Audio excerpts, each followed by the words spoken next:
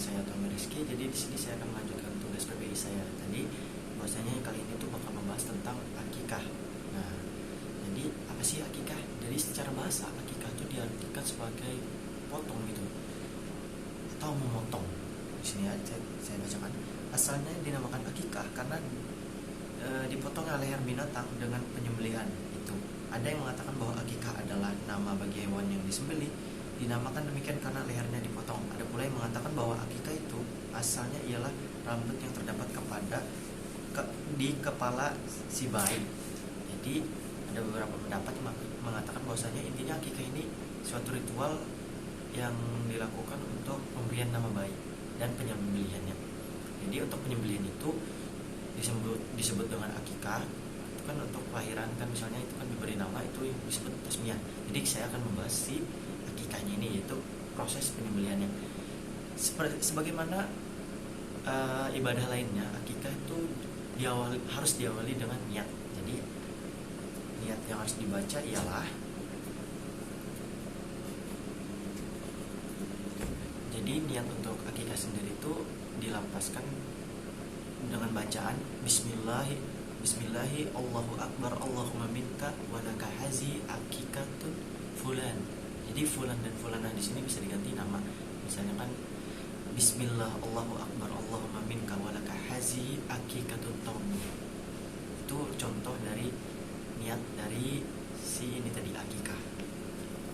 Lanjut yang kedua yaitu tata cara penyembelihan hewan akikah. Oke, jadi yang pertama untuk tata cara penyembelihan hewan akikah, yang pertama yaitu harus menghadap kiblat. Jadi bagi penyembelih atau tukang jagal hewan akikah atau kurban disunahkan menghadap kiblat. Begitu juga dengan hewan yang disembelih. Jadi ibaratnya kepalanya harus menghadap sana gitu. Kita baringkan, kepalanya harus hadap sana, harus hadap kiblat gitu ya. Jadi seperti itu. Perlu digarisbawahi bahwasanya tata cara penyembelihan hewan akikah ini mirip-mirip dengan penyembelihan hewan kurban. Jadi yang kedua yaitu membaca basmalah. Jadi ini disunahkan untuk membaca basmalah ya. Jadi sebelum menyembelih gitu lah. Makanya kita membaca bismillah. Sebagaimana yang disebutkan di niat tadi kan ada yang menyebutkan bismillah. Jadi tata cara yang kedua selain menghadap kiblat itu membaca basmalah. Jadi bagi penjagal hewan, maksudnya penyembelih hewan tadi, untuk membaca basmalah sebelum menyembelih akikah. Ini banyak riwayat menyebutkan bahwasanya ini disunahkan, baik tidak hanya menyembelih sih, kan untuk beraktivitas dan sebagainya kita kan disunahkan juga untuk membaca bismillah supaya yang kita lakukan ini berkah gitu ya, dengan menyebut nama Allah. Nah, lanjut ke cara yang ketiga. Kan tadi yang kedua, yang pertama menghadap kiblat, yang kedua membaca bismillah, yang ketiga yaitu membaca takbir. Biasanya sebelum menyembelih itu kita baca takbir dulu, misal dengan lapas seperti ini, Bismillahi wallahu akbar, Bismillahi wallahu akbar, Bismillahi wallahu akbar, Bismillahi wallahu akbar. Ini yang saya sebutkan ini biasanya itu dilakukan sebelum menyembelih gitu kan, atau pas menyembelih, Bismillahi wallahu akbar, Bismillahi wallahu akbar. Kita sembelih di bagian lehernya. Yang keempat yaitu membaca sholawat. Selain membaca bismillah, takbir, dan satu lagi yaitu sholawat. Jadi pas penyembelihan itu kita banyak gitu yang dibacakan supaya yang kita sembelih ini sesuai dengan sunnah gitu. Jadi bismillah baca, takbir baca, bismillah Allahu akbar. Tadi kan itu kan jadi dua langsung tuh, bismillah dengan takbir. Bisa juga digabung lagi dengan baca sholawat, Bismillahi wallahu akbar Allahumma sholli ala sayyidina Muhammad wa ala ali sayyidina Muhammad. Yang kelima yaitu membaca doa dengan doa sebagai berikut, Allahumma minka wa ilaika Allahumma inna hazi akikatun fulan. Jadi fulan tadi bisa diganti dengan nama si bayi. Lanjut ke tata cara penyembelihan hewan akikah yang keenam yaitu menyembelih di leher atau pangkal leher. Di sini ada hadis yang menyebutkan bahwasanya penyembelihan dilakukan di leher atau pangkal leher di mana sudah tidak ada lagi nyawa ketika ia sudah dipotong. Dan untuk lebih sempurna maka sembelihan harus memotong 4 hal. Nah, jadi dalam menyembelih hewan akikah itu ada 4 hal. Ini tidak hanya berlaku akikah sih, kurban juga berlaku. Yang pertama, al-hulqum, saluran pernapasan. Hal ini ditujukan supaya ketika kita udah nyembelih itu hewan yang sudah kita sembelih itu tidak bernyawa lagi, supaya dia nggak sakit gitu. Nanti ada rukun selanjutnya itu. Saluran pernapasan itu harus kena di kan pangkal leher hewan itu kan biasanya ada itu di bawah, bagian bawah leher itu dikenakan saja gitu biasanya. Itu biasanya saluran pernapasannya sudah terputus, itu nyawanya pun hilang. Yang kedua, almari, saluran makan dan minum. Leher kan masuk saluran makan minum. Yang ketiga, alwadajain, yaitu 2 saluran pembuluh darah. Nah, jadi memang kalau secara teknis itu di bawah ini kan misalnya lehernya kan di hadap sini, itu lehernya di bagian tengah, di bawah ini potong dengan pisau tajam. Jadi supaya si hewan yang kita sembelih ini tidak merasa sakit yang berlebihan gitu. Jadi itu ketika saluran pernapasnya hilang dan nyawanya pun tidak pokoknya nyawanya udah hilang gitu. Ketika kita sembelih nyawanya pun hilang. Yang ketujuh, tidak menyakiti hewan akikah atau kurban saat dibawa ke tempat penyembelihan. Nah, jadi sebelum dia dirubuhkan atau dibaringkan itu kita disunahkan supaya tidak menyakiti, baik itu menyiksanya, menariknya secara paksa dan lain sebagainya. Itu disunahkan untuk dibawa secara perlahan gitu kan. Jadi kita nggak boleh nyakiti dia, si hewan akikah tersebut. Selanjutnya yang ke-8, bahwasanya hewan akikah atau kurban itu diberikan air sebelum disembelih. Nah, itu terus untuk biasanya di sini sebutkan bahwasanya sebelum dilakukan penyembelihan hendaknya hewan kurban tersebut diberikan air untuk dia minum, khawatir kehausan sehingga ia membuat mati sebelum disembelih. Nah, jadi itu fungsinya tadi diberi air tadi. Jadi tak dikhawatirkan kehausan sehingga bisa membuat dia mati sebelum disembelih. Ini kan masuk yang ketujuh tadi ya, tidak menyakiti dia. Jadi bisa mungkin kita tuh ketika menyembelih itu ya memang proses penyembelihan kita itu yang membuat dia mati. Jangan sebelum disembelih dia mati dulu.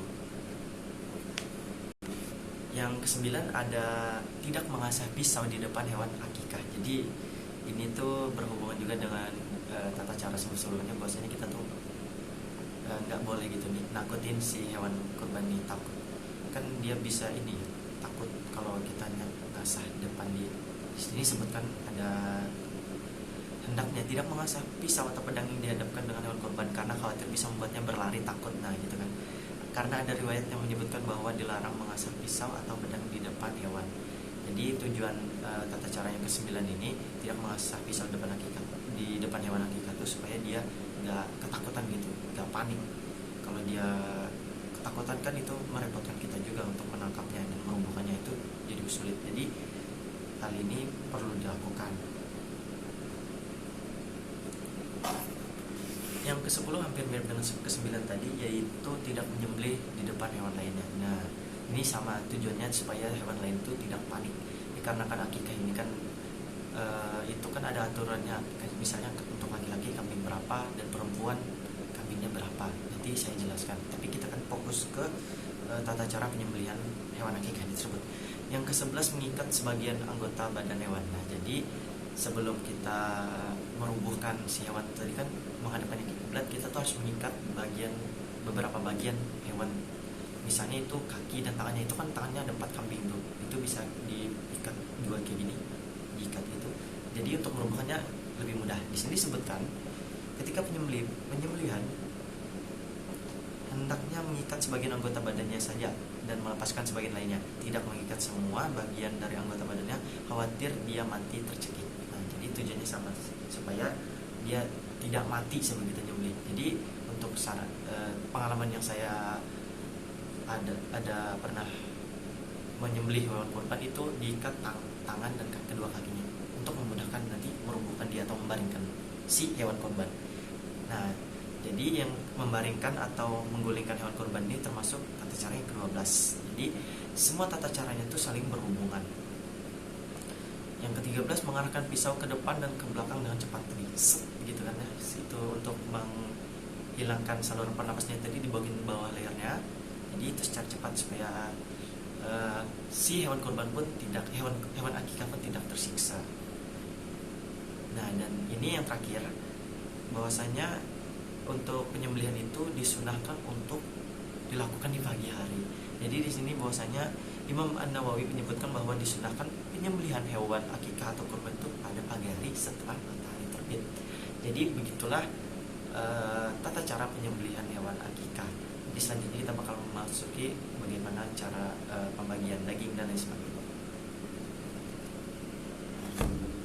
Nah, oke, jadi tadi karena kita sudah membahas niat, tata cara, jadi selanjutnya kita bakal membahas tentang dalil sekaligus jumlah hewan itu untuk anak laki-laki berapa dan untuk si anak perempuan berapa gitu. Itu ada ketentuannya. Di sini disebutkan bahwasanya dari Aisyah radhiyallahu taala anha, beliau berkata, Rasulullah sallallahu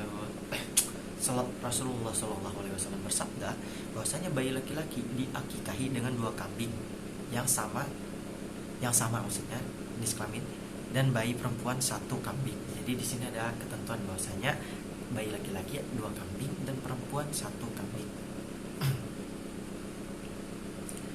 Nah, di sini ada ketentuan jumlah hewan, itu tadi dalil ya. Adapun jumlah kambing akikah untuk bayi sebagaimana dalam hadis Nabi tadi telah menceritakan kepada kami Yahya bin Halab Al-Basri berkata, Rasulullah SAW bersabda tadi yang disebutkan tadi bahwasanya si laki-laki kambing 2 dan si perempuan kambing 1.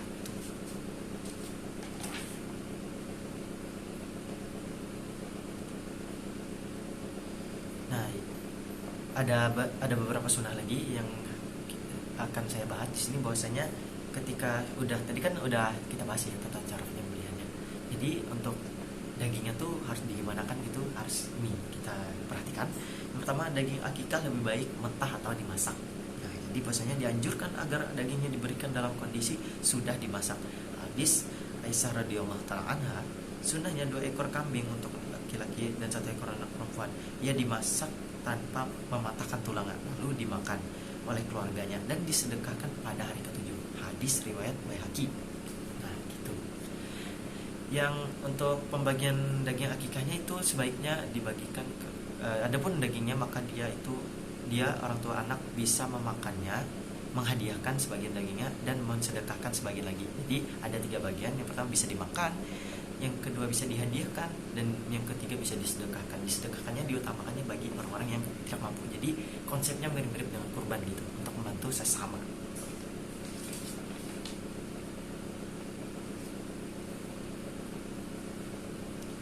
Nah, di sini terakhir kita bakal membahas beberapa doa yang disebutkan Nabi SAW dalam penyembelihan. Di sini dalam sebuah riwayat Imam Muslim dari Qatadah dari Anas bin Malik radhiyallahu taala anhu mengatakan bahwasanya wa yaqul bismillahi wallahu akbar. Seperti yang saya sebutkan tadi bahwasanya ketika menyembelih itu bismillahi wallahu akbar.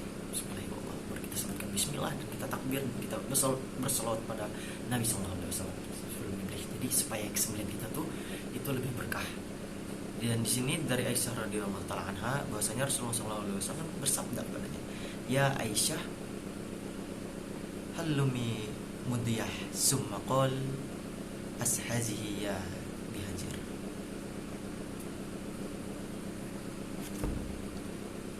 Kemudian ada bacaan Bismillahi Allahumma taqabbal min Muhammadin wa ali Muhammad wa min ummati Muhammad. Di sini bahasanya Nabi berdoa, Ya Allah, dengan nama Allah, ya Allah terimalah penyembelihan hewan korban ini dari Muhammad dan keluarga Muhammad serta umat Muhammad. Lalu beliau menyembelih hewannya. Jadi itu bisa juga dibacakan sebelum kita menyembelih si hewan korban.